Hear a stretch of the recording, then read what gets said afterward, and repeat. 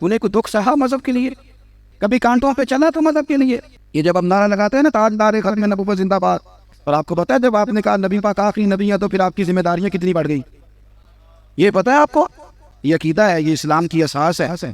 پھر آپ آرام سے گھر بیٹھ سکیں گے، پھر 10 گھنٹے کی نیند کریں گے، پھر آپ کے پاس وقت ہوگا کہ آپ جا کے کسی ہوٹل پہ ہوٹلنگ کریں، پھر آپ کے پاس ٹائم نکلے گا مری جانے کا۔ حضور تو آخری نبی ہے، اب دین کا سارا کام تو رسول اللہ کی امت نے کرنا ہے۔ فیس بک کے لیے بڑا ٹائم ہے تو امت کے پاس تو بور ہونے کے لیے بھی بڑا ٹائم ہے۔ بھائی کتنے محبوب تھے، جتنے پیارے تھے، انہوں نے قربانیاں دی۔ ہم روز دعائیں مانگ رہے ہیں، التجائے کر رہے ہیں، تعویذ لے رہے ہیں، مانگ رہے ہیں۔ اگر کبھی ہم اپنے دل کی عدالت لگائیں اور پوچھیں ہم نے مذہب کو کیا دیا، وہ 5000 روپیہ جو ہم مسجد میں دیتے ہیں نا، وہ بھی 25 جگہ پہ لوگوں کو خبر ہوتی ہے کہ دے دیا ہے۔ کوئی پتھر کھایا تو نے دین کے لیے؟ کبھی تو آگے بڑھا، کبھی کانٹوں پہ چلا تو مذہب کے لیے؟ تین نبی دا باغ یتیمہ رووے تے کرلاوے تے آکھے میں کتھوں لبا عمر بہادر، جیڑا مینوں سینے لاوے۔ تو حال ہی کوئی نہیں۔ جو لوگ تھوڑا بہت دین کا کام کر رہے ہیں، علماء اور مشائخ، ان پر بھی ہماری تنقید سانس نہیں لینے دیتی ہے، کوئی پوزیشن نہیں۔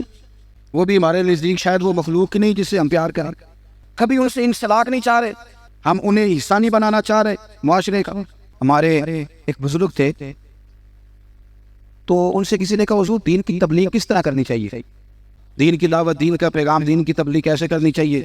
بندہ سادہ تھا، فرمانے لگے تجھے علمی ماحول میں نہیں سمجھاؤں گا، تیری زبان میں سمجھاؤں گا۔ فرمانے لگے کم از کم اسی طرح کر لیا کرو جس طرح کسی سے ادھار پیسے لیتے ہوئے۔